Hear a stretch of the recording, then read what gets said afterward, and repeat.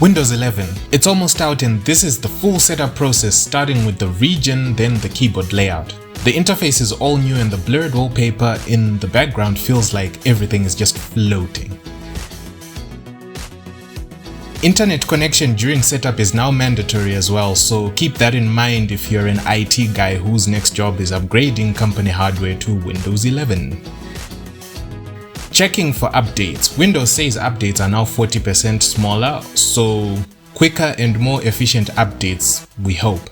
Next step is logging into your Microsoft account. You can skip it by clicking sign in options, but to get the most from the new features in Windows 11, you'll need a Microsoft account.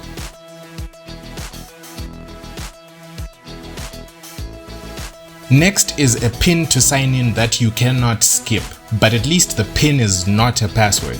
Privacy settings, well, we all know no one reads those, so we accept and move on to personalizing experience. And this pretty much completes the setup phase. The animation is also new here with a dark background and this glowing blob of light in the middle. The desktop. First impressions are a sense of space. The margins between icons and buttons is now a bit more than on Windows 10. The start icon and taskbar icons are now centered, but if you're old-fashioned, you can align the taskbar apps to the left. That's also one nice looking wallpaper. Start menu is new. To see all your installed apps, you click on this apps button. Everything is now in the middle and feels good on touchscreens.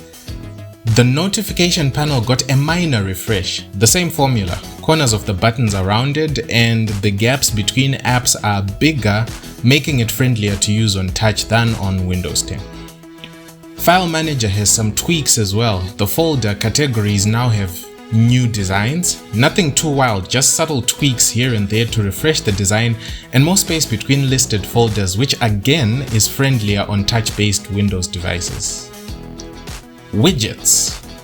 On touch-based systems, a swipe to the left on Windows 10 launched a timeline of all the apps or files you have opened over time, but in Windows 11 that gesture is now dedicated to widgets. So far, this is probably the biggest design change I have seen, and it has tiles showing quick information on weather, stocks, sports and news. It looks so good that I wish it had a way of locking some of the tiles onto the desktop. Scrolling down loads more tiles and tapping on one launches Edge browser, and that's how Edge becomes the second most popular web browser. Personalization. What's new here is the themes, but everything else is already available on Windows 10.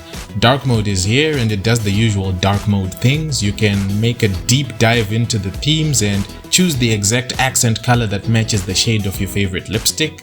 This is a full setup and first impressions of Windows 11. It's very touch friendly and looks like an evolution of Windows 10, so it has some familiarity to it. This is the leaked version, so I would advise you to wait for the official release unless you don't mind debugging some issues. Also, you need at least 52 gigs of space to install it, just so you know. Thanks for watching. See you soon.